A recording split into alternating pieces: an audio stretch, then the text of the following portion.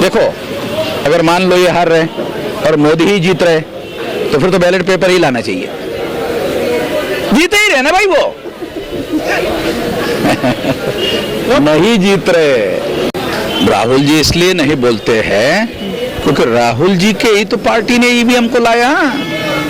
नहीं, वो EVM machine बनाने वाली जो फैक्ट्री है ना, उसमें 4 आदमी मोदी जी ने अपने बिठाए हुए हैं। नमस्कार, मैं हूं विनोद कुमार। आप देख रहे हैं प्रबल भारत की बुनियाद न्यूज। आज की सबसे बड़ी खबर है, हम आपको बताते चले कि आज की खबरों में आज ईवीएम को लेकर बोलबाला है और ईवीएम को लेकर हल्ला बोल है। आज अगर ईवीएम की बात करें तो आज ईवीएम के ऊपर बहुत सवाल उठ रहे हैं। कुछ नेता भी इस पे सवाल उठा रहे हैं, जनता भी सवाल उठा रही है। यहां तक ईवीएम की बात को लेकर जनता रोड पर भी उतरने को तैयार है और यहां तक कि वकील भी ईवीएम को लेकर रोड पर उतरे हुए हैं और सारे लोग ईवीएम का विरोध कर रहे हैं। आखिर ईवीएम का विरोध करके क्या होगा और ईवीएम के विरोध करने के द्वारा क्या कुछ बदल पाएगा?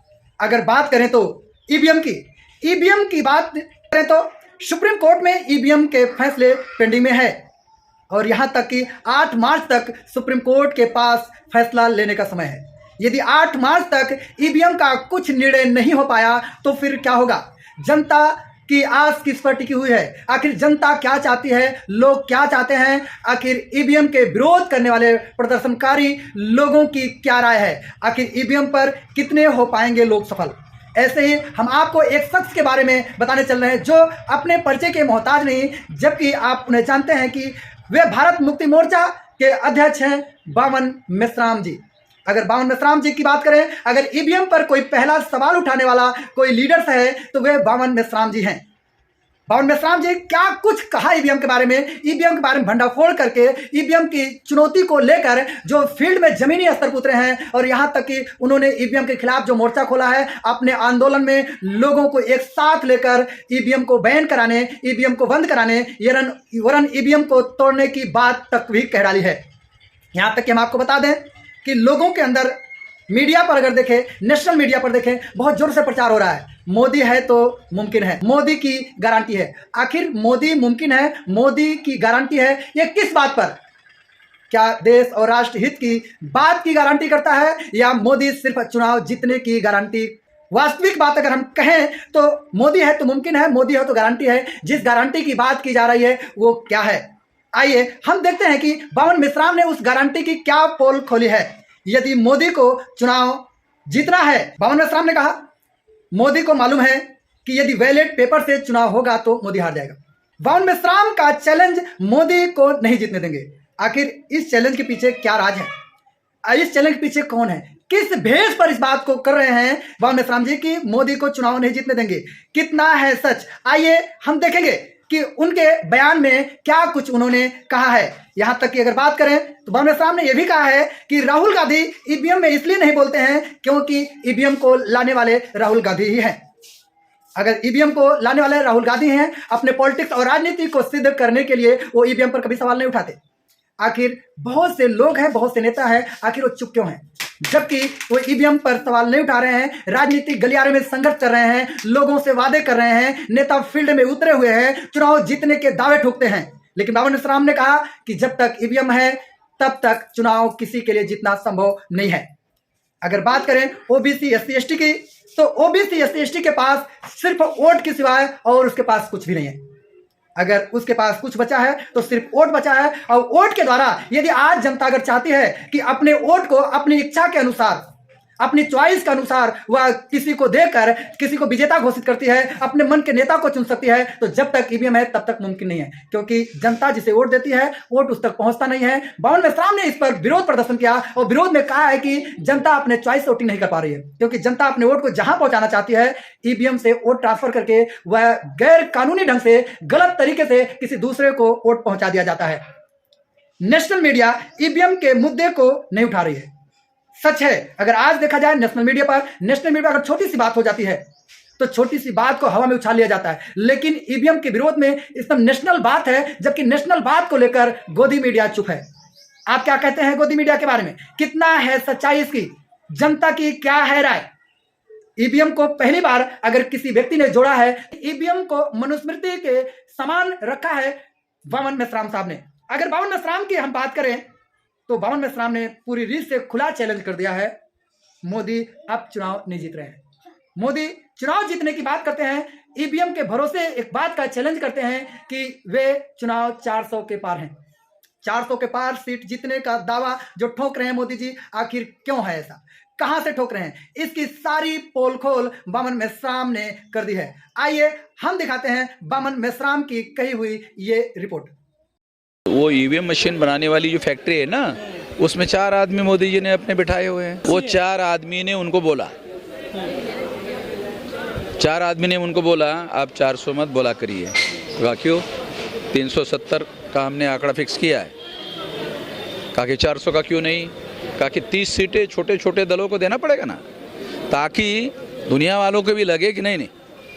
तो लोग कहते हैं कि मैं कोर्ट जाऊंगा, कोर्ट भी डिसीजन सही से नहीं ले रहा। सर याचिका तो आपने भी कर रखी है। नहीं, मेरे पास तो एक निर्णय आ गया है और उसके अनुसार जो सुप्रीम कोर्ट को करना चाहिए उस दिशा में सुप्रीम कोर्ट कुछ कह रही है। सुप्रीम कोर्ट के पास कुछ फैसले अभी है पेंडिंग। अगर वो 8 दिन में फैसला कर ले, 8 मार्च तक एक फैसला आने की संभावना है, 8 मार्च तक आने की संभावना है। ईवीएम तोड़ना देशद्रोह में नहीं आता है। अरे क्या है, आप लोगों को कानून का पता नहीं है। चुनौती क्या है सर? ईवीएम हटाने की सबसे बड़ी चुनौती अभी क्या देख रहे हैं? वोटर चाहता है हमारे पास बदलाव का अधिकार रहे, वोटर चाहता है। संविधान निर्माताओं ने भी यही सिद्धांत संविधान में लिखा है कि वोटर के हाथ में चाबी होनी चाहिए, वो डिसाइड करे सरकार किसकी हो। मगर ईवीएम ने सारा खेल बदल दिया। वोटर के हाथ में सरकार किसकी हो, ये सारा मामला बदल गया। ईवीएम के हाथ में आ गया सरकार किसकी हो। पत्रकार लोगों को मैं ये बात समझा रहा हूं, वोटर्स के हाथ से निकल गई बाजी, पहल ईवीएम के हाथ में आ गई। और ईवीएम बहुत आसानी से मैनेज किया जा सकता है, वोटिंग सिस्टम को मैनेज नहीं किया जा सकता। ये बात चंडीगढ़ की घटना ने साबित कर दिया। वोटर्स के मामले को मैनेज करना मुश्किल होता है, पकड़ा जा सकता है, पकड़ा गया, उस पर मुकदमा चलने का ऑर्डर किया सुप्रीम कोर्ट ने अधिकारी पर। चंडीगढ़ और चुनावी बांड पर झटका लगा, लगता है सरकार दबाव में अब आएगी थोड़ा। चुनाव जीतना है तो घोटाले से ही जीत पाएगी ना मोदी सरकार। तो 400 नरेंद्र मोदी ने तो ईवीएम से 500 बार क्यों नहीं बोल रहे हो? 500 बार बोलना चाहिए, ईवीएम से ही चुनाव जीत रहा है ना, 500 बार बोले। कह रहे कि वोट मिल रहा है मोदी जी को, वो कह मोदी है तो मुमकिन है, मोदी की गारंटी है। गारंटी पर जनता विश्वास कर रही है। ऐसा वो कह रहे हैं, ऐसा प्रोपेगेंडा है, ऐसा प्रचार है। चलो ठीक है, जो आप कह रहे हैं मोदी की ऐसे ऐसा है, ऐसा ऐसा है, बहुत पॉपुलर है, बहुत लोकप्रिय है, चलो वोटर बैलेट पेपर ले आए और वो चुनाव जीतने वाला है, बहुत पॉपुलर है, वोट से ले आए, जीत रहे। मोदी को मालूम है वोट से हार जाएगा। लेकिन कुनबा बड़ा हो रहा है बीजेपी का, सब टूट के जा रहे हैं सब बीजेपी के साथ। कौन कौन गए? सर नीतीश चले गए, जैन चले गए हैं, और भी कांग्रेस के 2 चले गए, अशोक चौहान चले गए हैं। देखो जो बात है बीजेपी में, जो लोग चले गए वो चले गए, 2-3 लोग, उसके जाने के बाद 38 पार्टियां थी, तो 38 पार्टी में चुनाव नहीं जीत रहे थे। 38 पार्टियां थी, इधर कितनी थी? 26 थी, तो 26 भारी पड़ रही थी जब तुमको तोड़ रहे, 38 से चुनाव नहीं जीत पा रहे थे। अरे 26 से ज्यादा आंकड़ा 38 होता है कि कम होता है? मोदी के पास 38 पार्टियां थी, उधर हम नहीं जीतने वाले हैं, तो 26 वालों का तोड़ा, 26 वाले ज्यादा भारी पड़ रहे। राहुल गांधी पूरे देश का चक्कर लगा रहे हैं, लेकिन ईवीएम पर खुलकर नहीं बोल रहे, सिर्फ दिग्विजय बोलते हैं या दिल्ली के कुछ नेता आज बोले हैं ईवीएम को लेकर आपके साथ में आ गए हैं आज। राहुल जी इसलिए नहीं बोलते हैं क्योंकि राहुल जी के ही तो पार्टी ने ईवीएम को लाया। 84 में ईवीएम को लाया किसने? अगर राहुल जी ईवीएम पर बोले तो इमीडिएट लोग बोले अरे आप ही ने तो लाया। सर आप कहते हैं कि कांग्रेस और बीजेपी एक ही सिक्के के दो पहलू हैं। एक ही है यार, दो काहे को खामखा बोल रहे हैं। सर बीजेपी ईवीएम का विरोध सिर्फ SC ST OBC कर रहा है, 7 क्लास के लोग नहीं आ रहे सर। हैं? ईवीएम का विरोध कर SC ST OBC करता है, 7 क्लास के लोग। SC ST OBC 74.5% है, इसको आप कम समझ रहे हैं। इन्हीं को क्या दिक्कत है सर? हैं? क्या दिक्कत है इनको ईवीएम से? किसको? SC ST OBC को। अगर इनके पास से वोट का अधिकार छिन गया तो इनके पास कुछ भी नहीं बचेगा। इनके पास केवल वोट का अधिकार है। अगर ये भी खत्म हो जाए तो फिर तो इनके पास कुछ भी नहीं रहेगा। बड़ा सवाल ये खड़ा होता है, अगर बैलेट पेपर से भी चुनाव होता है, हाँ। उसके बाद वोट बहुजन किसको करे? वोट किसको करे, कम से कम वो अपना चॉइस से वोट कर सकता है, मगर ईवीएम की वजह से चॉइस को करने का विकल्प खत्म हो गया, क्योंकि ईवीएम में जाने के बाद वो जिसको चाहे ट्रांसफर कर देता है अंदर ही अंदर। सर आप करीब 10 साल से लग रहे हैं ईवीएम को लेकर, लेकिन सफलता आपको भी नहीं मिल रही है। सारे देश भर में 6.5 लाख गांव में चुनाव आयोग मशीनें घुमा रहा है समझाने के लिए। पागल लोग हैं चुनाव आयोग के लोग, बगैर दबाव के कर रहे हैं। अगर उनके ऊपर किसी प्रकार का कोई दबाव नहीं है तो पागल लोग हैं वो। बिना मीडिया के कैसे? 6.5 लाख। हाँ ये बात मेनस्ट्रीम मीडिया नहीं इसको मुद्दे को उठा रही है। ये आपका मेन स्ट्रीम नहीं है क्या? अरे सोशल मीडिया पहले नंबर का मीडिया हो गया दुनिया में। अपनी ताकत को पहचानो। पहले प्रिंट मीडिया और इलेक्ट्रॉनिक मीडिया और चैनल वाले हुआ करते थे पहले नंबर, उतना नहीं पूछ रहा उनको साला सोशल मीडिया में आना पड़ रहा है। चैनल वाले सोशल मीडिया में, पेपर वाले सोशल मीडिया में। सोशल मीडिया पहले नंबर का हो गया। कुछ बहुजन कहते हैं कि ये जो ईवीएम है ना मनुस्मृति है, इसमें कितनी सच्चाई है?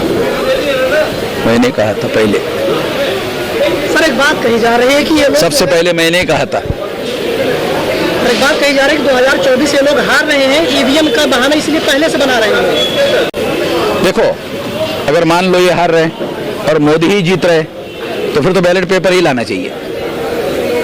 जीते ही रहे ना भाई वो। नहीं जीत रहे।